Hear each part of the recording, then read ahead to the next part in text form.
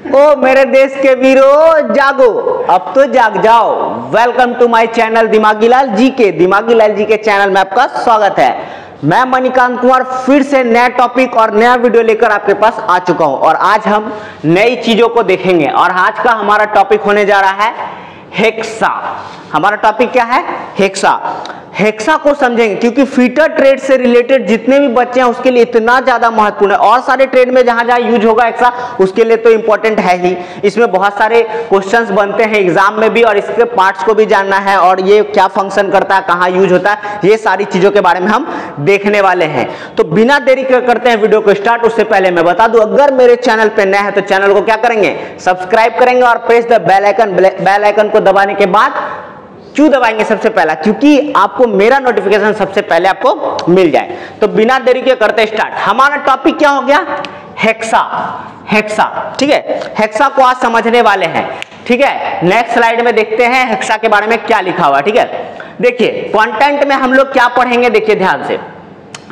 Hexa का परिचय, hexa के भाग, type of hexa, type of hexa frame, hexa frame के प्रकार, hexa frame as per Indian standard के अनुसार कैसे कैसे दिया गया है।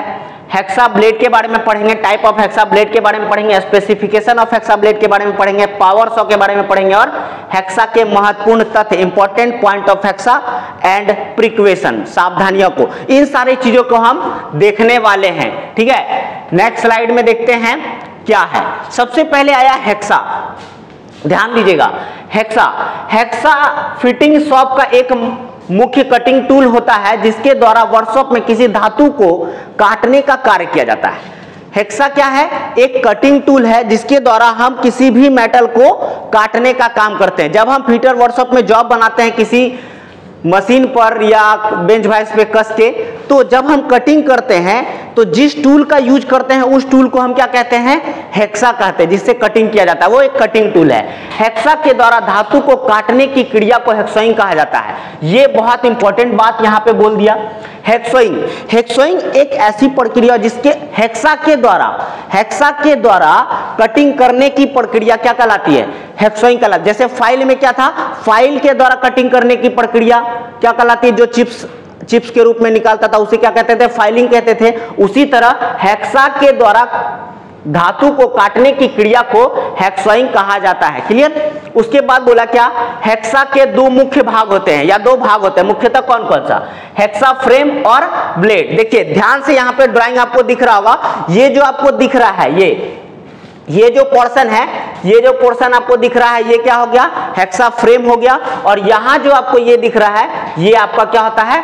ब्लेड होता है। क्लियर? हेक्सा फ्रेम के दो भाग, हेक्सा के दो भाग, हेक्सा फ्रेम और ब्लेड। क्लियर? आगे देखते हैं हम। आगे क्या हुआ? Hexa frame. हेक्सा फ्रेम को हम देखते हैं अब। हेक्सा फ्रेम क्या है? हेक्सा फ्रेम अंग्रेजी के अक्षर सी आकार का होता है। यह हेक्सा का मुख्य भाग होता है। क्या बोला? ध्यान से समझिए। ये जो होता है हेक्सा फ्रेम, देखिए ध्यान से, ये वाला जो पोर्शन हुआ ये हेक्सा फ्रेम कहलाता है और ये अंग्रेजी के सी अक्षर का होता है। बहुत बार एग्जामों में यहां से क्वेश्चन बना है कि हेक्सा फ्रेम का आकार कैसा होता है? यू शेप का होता है, सी शेप का होता है, बी शेप का होता है, एस शेप का, मतलब कोई भी शेप दे देगा, आपको क्या मारना है उसमें? सी शेप का होता है, ठीक है। अंग्रेजी के सी लेटर का होता है। फिर उसके बाद क्या बोला? हेक्सा फ्रेम मटेरियल के बारे में इसके बात कर रहा है। मटेरियल मतलब किस मटेरियल से मिलकर बनता है। हेक्सा फ्रेम प्रायः माइल्ड स्टील का बनाकर केस हार्डनिंग कर दिया जाता है। क्या होता है? हीटिंग ट्रीटमेंट, हीट ट्रीटमेंट होता है ना, केस हार्डनिंग, उसको बाद में चैप्टर देखेंगे, अभी समझते हैं। माइल्ड स्टील का बनता है और उसको केस हार्डनिंग कर दिया जाता है हेक्सा फ्रेम को, ठीक है। क्लियर? क्योंकि ये सवाल बनता है यहां से कि हेक्सा फ्रेम किस धातु का बना है, ठीक है, किस मटेरियल का बना है, तो आपको याद रखना होगा हेक्सा फ्रेम जो बना है वो माइल्ड स्टील का बना है। उसके बाद देखते हैं हेक्सा फ्रेम में ब्लेड को लगाकर हेक्सोइंग की क्रिया कार्य किया जाता है। हेक्सा फ्रेम सिर्फ हेक्सा फ्रेम से काम नहीं हो सकता, ठीक है। हेक्सा फ्रेम को यूज में लाने के लिए हमें क्या करना होता है? उसमें ब्लेड लगाना पड़ता है। ब्लेड लगाने के बाद हम उससे हेक्सोइंग की क्रिया यानी कि किसी धातु को काटने की क्रिया को हम करते हैं। क्लियर? आगे देखेंगे। आगे है हेक्सा फ्रेम के प्रकार, टाइप ऑफ हेक्सा फ्रेम। एकदम ध्यान से देखिए, यहां से भी बहुत बार क्वेश्चन बना है। क्या लिखा है? सबसे पहला देखिए फिक्स्ड हेक्सा फ्रेम। क्या? Fixed hexa frame. दूसरा समायोज्य हेक्सा फ्रेम, यानी कि इंग्लिश नाम हो गया adjustable hexa frame. Fixed hexa frame, adjustable hexa frame and deep cutting hexa frame. Clear? Deep cutting hexa frame. तो ये जो आपको दिख रहा है, ये वाला फ्रेम, ये सबसे पहला 1 नंबर पे हम दे देते हैं। ये जो है 1 नंबर पे क्या है? Deep fixed hexa frame. ये जो है आपका, ये फिक्स्ड है। क्यों फिक्स्ड है समझिए बात को। फिक्स्ड हेक्सा फ्रेम में जो फ्रेम होता है ना, वो निश्चित आकार का निश्चित होता है। वो ना आगे लंबाई में बढ़ सकता है ना चौड़ाई, कुछ भी बढ़ नहीं सकता, वो फिक्स्ड होता है, इसीलिए उसका नाम रखा गया है फिक्स्ड हेक्सा फ्रेम। दूसरा क्या है? समायोज्य हेक्सा फ्रेम, यानी कि adjustable hexa frame. Next slide में अगर उसका ड्राइंग है तो देखेंगे, ठीक है। एडजस्टेबल हेक्सा फ्रेम, या देखिए फिक्स्ड हेक्सा फ्रेम को डिफाइन कर रहे थे ना हम, फिक्स्ड था, उसके बारे में कुछ बातें लिखा हुआ है, वो देखिए ध्यान से। क्या लिखा हुआ है ध्यान से देखिए। फिक्स्ड हेक्सा फ्रेम एक ही धातु के टुकड़े से दोनों सिरों में 90 डिग्री के कोण पर मुड़कर बनाया जाता है। कोण कहां बनेगा ये ध्यान दीजिए। ये जो आपको दिख रहा है ये वाला एंगल, यहां जो कोण पे मुड़ा है ये आपका 90 डिग्री एंगल पर मुड़कर बना है, एक ही धातु का।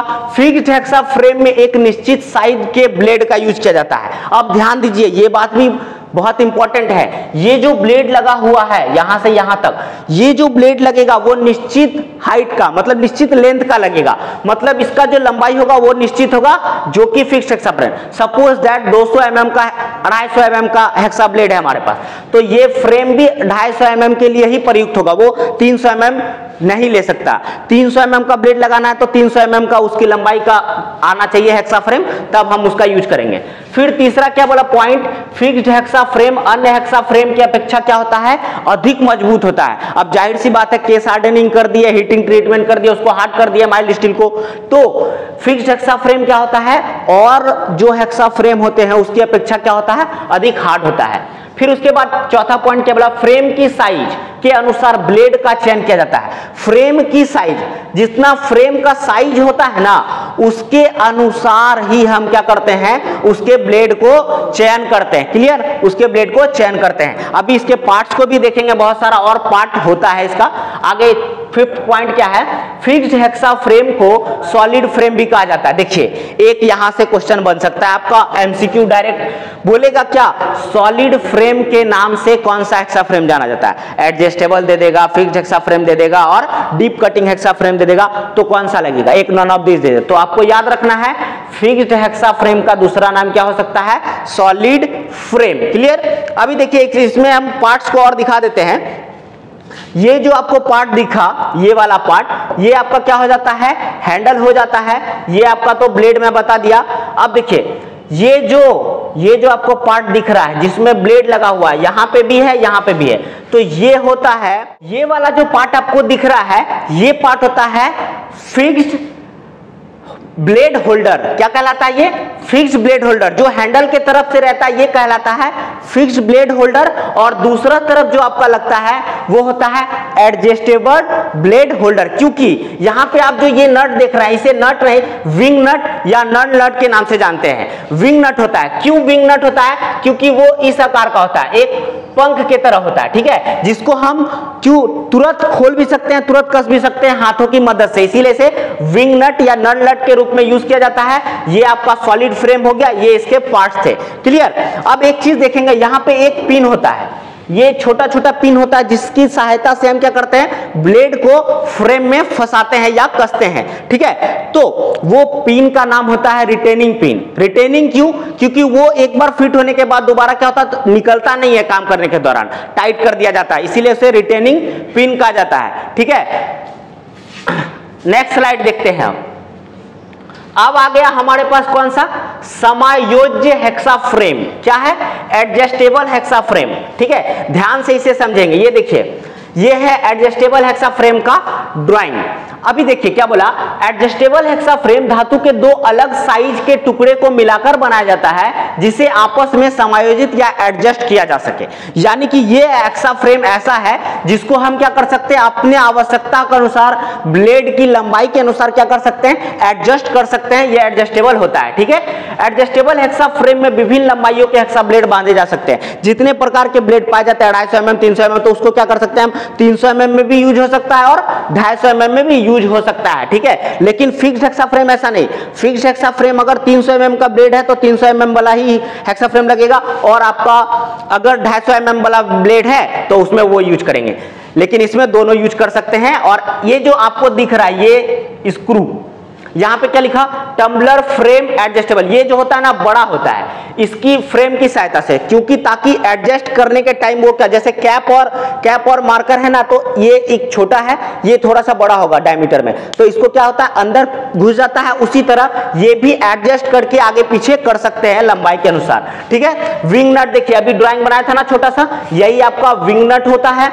ये आपका क्या होगा, रिटेनिंग पिन हो गया एक, और यहां पे दो, ठीक है। ये आपका ब्लेड हो गया, ये आपका हैंडल हो गया। तो एडजस्टेबल हेक्सा फ्रेम का ड्राइंग ये होता है। यहां से भी बहुत बार क्वेश्चन पूछा जाता है। ये था एडजस्टेबल ब्लेड होल्डर और ये था फिक्स्ड ब्लेड होल्डर। क्लियर। अब आगे देखेंगे हम डीप कटिंग हेक्सा फ्रेम। ये देखिए, इसका ड्राइंग को समझिए। डीप कटिंग हेक्सा फ्रेम, नाम क्या है, डीप मतलब गहराई, समझ रहे हो। डीप मतलब गहराई, मतलब क्या होता है, deep cutting hexa frame fixed hexa frame की तरह ही होता है, लेकिन इसके दोनों सिरे अधिक लंबाई तक मुड़े होते हैं, जिसके कारण इसको हेक्सा फ्रेम की सहायता से किसी भी जॉब से अधिक गहराई, ये देखो आया ना डीप। क्लियर, ये समझना बहुत जरूरी है। डीप मतलब गहराई में कटिंग। क्या, अगर किसी भी गहराई को, जैसे लकड़ी, बड़ा लकड़ी का गोला होता है ना, लकड़ी का कटा हुआ पीसेस, तो उसको काटने के लिए हम डीप हेक्सा फ्रेम का यूज करते हैं, क्योंकि वो अगर शॉर्ट यहां पे अगर इतने दूर में ब्लेड रहेगा जो कि फिक्स्ड हेक्सा फ्रेम में था, तो ये इतना दूर में क्या होगा, लकड़ी का जो पार्ट होगा ये इसमें टच हो जाएगा, तो वो काट नहीं पाएगा। तो डीप हेक्सा फ्रेम का हम यूज करते हैं गहराई में काटने के लिए, ठीक है। और ये सेम किसके तरह होता है, फिक्स्ड हेक्सा फ्रेम के तरह ही होता है, लेकिन इसका सिर्फ गहराई जो होता है वो लंबा होता है, ठीक है, गहराई ज्यादा होता है। दूसरा स्लाइड, अब क्या लिखा हुआ, भारतीय मानक के अनुसार हेक्सा फ्रेम, इंडियन स्टैंडर्ड के अनुसार। भारतीय मानक के अनुसार हेक्सा फ्रेम क्या क्या है, ध्यान से देखिए। भारतीय मानक के अनुसार हेक्सा फ्रेम ABCD टाइप, यानी कि 5 प्रकार के ABCD और E 5 प्रकार के प्रयोग में लाए जाते हैं, जिनकी क्षमता 250 से 300 mm तक लंबाई के ब्लेड को पकड़ने का होता है। ध्यान से समझिए, कितने प्रकार के ब्लेड होगा इंडियन स्टैंडर्ड के, भारतीय मानक के रूप से 5 तरह के ABCDE, जिसमें 250 से 300 mm का ब्लेड फिक्स कर सकते हैं। टाइप ए में देखिए, type A open grip adjustable hexa frame. Type A क्या हो गया, ये देखिए टाइप ए, ये ओपन ग्रिप, हाथ में पकड़ने वाला ग्रिप क्या है, खुला हुआ है। यहां ध्यान से देखिए, ये जो हैंडल के पास है खुला हुआ है, ओपन है, आप पकड़ के हटा भी सकते हैं, इस तरह का है, इसीलिए क्या कहा गया, open grip adjustable hexa frame. Type be close grip adjustable hexa frame. यहां देखिए क्लोज ग्रिप, ये बंद है ना, क्लोज ग्रिप जहां पकड़ने के लिए ग्रिप करते हैं वो क्या है, क्लोज है, ये ओपन था। टाइप सी देखिए straight grip adjustable hexa frame. ये देखिए स्ट्रेट हो गया, ये सीधा हो गया ना, ऐसे समांतर, सीधा लाइन, स्ट्रेट लाइन, तो ये क्या हो गया, straight grip adjustable hexa frame.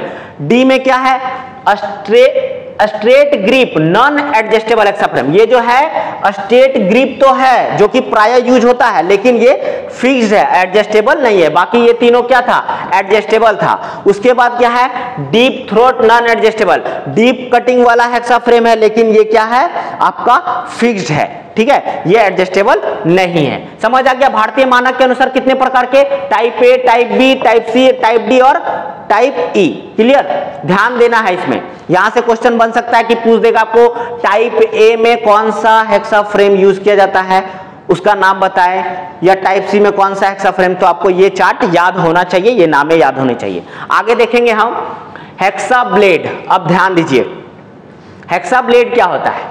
जिसके द्वारा कटिंग किया जाता है। समझ आ रहा है? वही ब्लेड आपका मेटल को काटने में मदद करता है और हेक्सा फ्रेम क्या करता है? उसको सहारा देता है, उसको होल्ड करता है। क्लियर?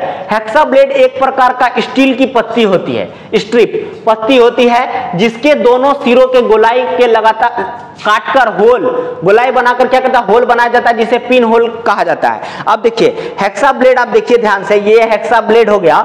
यहां पे क्या होता है? गोलाई बना दिया जाता है और उसमें गोला एक बनाया जाता है, यहां और यहां दोनों जगह। ठीक है, दोनों जगह, उसे पिन होल कहा जाता है। इसे पिन होल इसलिए कहा जाता है, यहां पे रिटेनिंग पिन लगता है ताकि वो होल्ड हो सके, पकड़ा जा सके। किसके द्वारा? हेक्सा फ्रेम के द्वारा। उसमें देखिए उसके बीचों बीच जो रेखा, इसके सेंटर से जो लाइन खींचेंगे सेंटर लाइन कहलाएगा। ठीक है, ये जो पार्ट आपको दिख रहा है इधर वाला पार्ट, ब्लेड के दोनों साइड तो होता है, वो साइड होता है। ऊपर में जो पार्ट थोड़ा सा मोटाई तो होगा कुछ ना कुछ, वो ऊपर का भाग क्या कहलाया? Back edge. ये देखो, ये जो पार्ट आपको दिख रहा है ऊपर वाला, ये बैक एज। अब सबसे इंपॉर्टेंट क्वेश्चन यहां पे आएगा आपका, क्या आएगा? ये ध्यान दीजिए। सेंटर, पिन के सेंटर होल जो था, पिन होल के सेंटर टू सेंटर, ये यहां का सेंटर और यहां का सेंटर से जो दूरी आएगा हमारे पास, उसे ही हम लंबाई को कहते हैं, यानी कि लंबाई कहते हैं। किसका? फ्रेम का भी लंबाई वहीं से लिया जाएगा और आपका ये भी लंबाई, लेंथ, जो ब्लेड का लंबाई होता है वो यहीं से मेजर किया जाता है। क्वेश्चन बार बार बहुत बार एग्जाम में पूछा गया है कि ब्लेड की लंबाई कैसे लेते हैं, कहां से लेते हैं? तो कोई आदमी बोलेगा क्या ये कॉर्नर से ये कॉर्नर, तो गलत हो जाएगा। यहां से यहां, गलत हो जाएगा। बोलना होगा आपको पिन होल के सेंटर टू सेंटर, इसके सेंटर से इसके सेंटर के बीच की लंबाई जो होगी, लेंथ जो होगा, वही उसका लेंथ कहलाएगा। ठीक है, ब्लेड के पिन होल में हेक्सा फ्रेम को रिटेनिंग पिन को सेट किया जाता है। मैंने बताया ना, रिटेनिंग पिन क्यों को यूज किया जाता है? ब्लेड के एक या दोनों तरफ दांते कटे होते हैं। क्या होते हैं? दोनों तरफ दांते कटे होते हैं ब्लेड के। इधर भी दांते कट गया। अब हेक्सा ब्लेड कठोर धातु जैसे हाई कार्बन स्टील और हाई स्पीड स्टील, ये बात याद रखना है। क्या क्या? HCS, HSS, high carbon steel, high speed steel, ये दोनों धातुओं के प्राय बनाए जाते हैं। क्यों हाई कार्बन स्टील का बना? क्योंकि ये धातु को काटने का काम करता है। अगर ये हार्ड नहीं होगा तो ये काट ही नहीं पाएगा धातु को, इसीलिए इसे हाई कार्बन स्टील या हाई स्पीड स्टील से बनाया जाता है। हेक्सा ब्लेड 250 से 300 mm के मानक के लंबाई में उपलब्ध होता है। कितने कितने mm में? 250 mm और 300 mm के लंबाई में ये यूज होता है। क्लियर? अब आगे देखेंगे।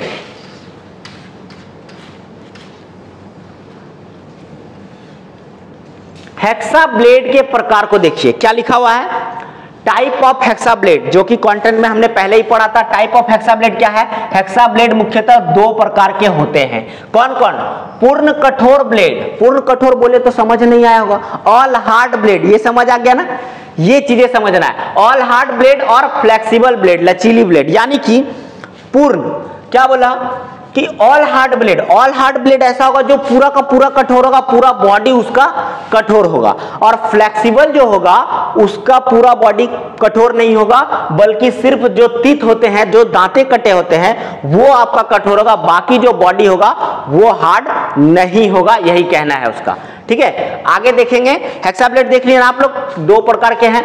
अब देखिए पूर्ण ऑल हार्ड ब्लेड, पूर्ण कठोर ब्लेड में क्या बोला? ब्लेड के पिन के मध्य की पूर्ण लंबाई कठोरीकृत होती है। मतलब ब्लेड का जो पिनों के बीच का जो जितना दूरी है ना बीच में, सारा का सारा क्या होता है? हार्ड होता है। कठोर धातु जैसे टूल स्टील, डाई स्टील तथा हाई स्पीड स्टील इत्यादि, ये कठोर धातुओं को क्या करता है? यूज करेगा इसमें। आगे लचीली ब्लेड को देखिए, ये देखिए लचीला ब्लेड, वो क्या था? पूरा हार्ड था, उसको अगर मोड़ते तो वो टूट जाता है, लेकिन इसको मोड़कर दिखाया गया है। क्या टूटा है? ये मोड़कर मुड़ सकता है, ये फ्लेक्सिबल होता है। क्या बोला? लचीला ब्लेड में केवल ब्लेड के दांतों को कठोर, जो मैं बता दिया, दांतों को, सिर्फ टीथ को क्या करेगा? हार्ड एंड टेम्पर करेगा, बाकी सारा पार्ट उसका क्या होगा? लचीला होगा। ब्लेड के लचीलापन के कारण इस ब्लेड के गोलाई जॉब को काटने के लिए यूज किया जाता है। मतलब कहां यूज किया जाता है? गोला वाला जॉब को काटना रहेगा ना, जब गोलाकार जॉब को, तो उसमें इसका यूज किया जाता है। ऑल हार्ड ब्लेड की तुलना में ये क्या होता है?